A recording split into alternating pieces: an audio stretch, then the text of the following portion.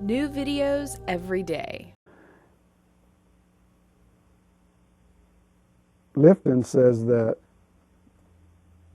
credo, that belief system in organicity together with the absence of empathy, contributed to the development of violent somatic treatment procedures, such as insulin and metrazole shock therapy, very popular a few decades ago in this country. Electroshock therapy, still popular in this country. Our coalition at endofshock.com is challenging that. Lobotomy, and of course all the psychiatric drugs. This is in the context of writing about the Nazi doctors, but guess what? Biopsychiatry today in the United States has the exact same belief system. Mental illness, problems in living are due to mental illness. Mental illness is biologically or genetically based.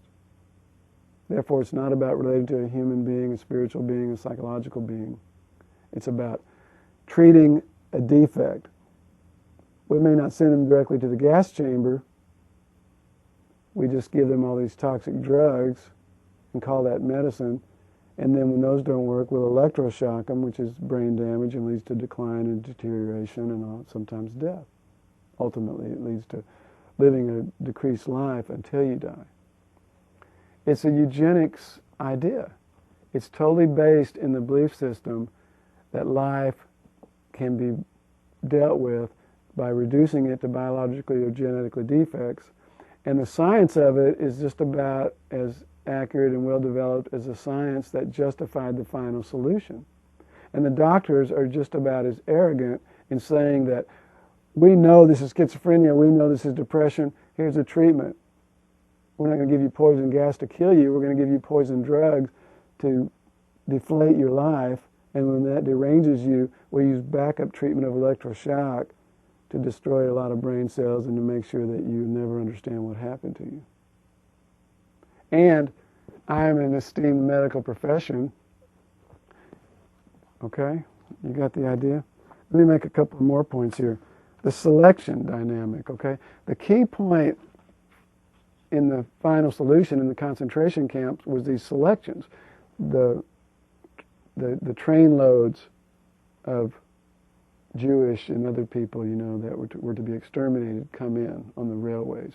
And then they'd go right up the ramps or down the roads, and they'd be selected out. And the vast majority of them would go right to the concentration camp, or right to the gas chambers and be killed. And then a smaller percentage would be pulled off that were judged as able to work and sent into work camps for a while until they were worked to death. Remember, the doctors had 100% confidence in these selections. Now, you had a few doctors who still kind of had this idea that they were still good doctors in Hippocratic Oath, and so they would work within the concentration camp dynamic even, you know, and say, well, we're going to make this as hygienic as possible so that people don't suffer from disease and it gets even worse, you know. Or we're going to have little medical clinics that treat these workers, and we're going to really focus on that. We're real medical doctors in that context, right? But the whole system is not challenged. Similarly, you know, we used to have electroshock with breaking bones and convulsions and stuff. Now we use anesthesia and muscle, not we, but they do. I apologize, I don't do it. They use muscle relaxants and anesthetics. It makes it more medically humane as possible, right? But the brain damage, the death of the cells of the brain and the structures of the brain still happens. The psychiatrists aren't challenging that, right? It's a direct parallel. The other thing is this, you know, and Lifton talks about this too, it's the concept of Blutkit. I first learned it from Dostoevsky, but it means blood cement in German. And it's the idea that it was very, very important when a doctor was recruited in the concentration camp that they formed these selections, that they have to go and select these people out to go to the gas chamber. And it was very troubling, and they'd have a really hard time. Then they'd get all drunk and commiserate with their friends, and eventually they became part of the fold. They were broken into doing that. And it's called blood cement. They become bonded by their evil deeds. Similarly, medical doctors in psychiatric residency go through the trainings where they have to interpret people that way, they have to drug people, and they have to do an electroshock residency. It's called blood cement, right? Okay, a couple of more points. In the concentration camps, selections lead to death. In modern day psychiatry, selections lead to diagnosis, because you're selected out based on your behavior. The diagnosis is automatic. You're selected out because the teachers don't think you're acting right in the classroom. Diagnosis means you ADHD. ADHD means treatment. Treatment means drugs, which means decline and deterioration in terms of overall quality of life and consciousness. Selection is the key point in both cases.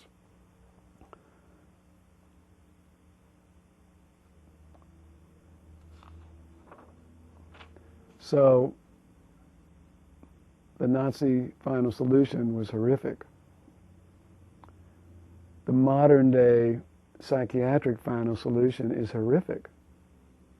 17 million North American children on toxic, disabling, brain damaging, body damaging, life suppressing drugs, stimulant drugs, amphetamines, so-called antidepressants that are just really toxic, so-called antipsychotics, which cause permanent neurological damage, more and more given to children. I have one lawyer friend who calls this a pharmacost. You had the Holocaust, you have a pharmacost. Electroshock, 100,000 people a year. Brain cell death immediately. Toxification of the brain immediately. A whole range of other effects, not the least of which is fear and terror. What drives it, besides profits and a perverted sense of control? Well, that's a pretty good summary right there. But what I want to conclude this with is just the idea that we got to stop it. You know, we got to recognize evil for what it is. You know, and which means identifying with the children that are being hurt, identifying with the people in the nursing homes. I just came from a nursing home this morning, an 80-year-old woman. She can't be there really unless she allows herself to be drugged. It's happening to over 50% of the people there. The people who've been damaged by drugs, they're still not getting better, so then they're electroshocked, systematic brain damage. You have to relate to these people and identify with these people as real people who are being badly damaged, and it needs to stop. They're not defective. There's no scientific evidence of brain disease and genetic defect. It's about as valid as the idea that you're going to create this superior, supreme Aryan race that's going to make the world a better place.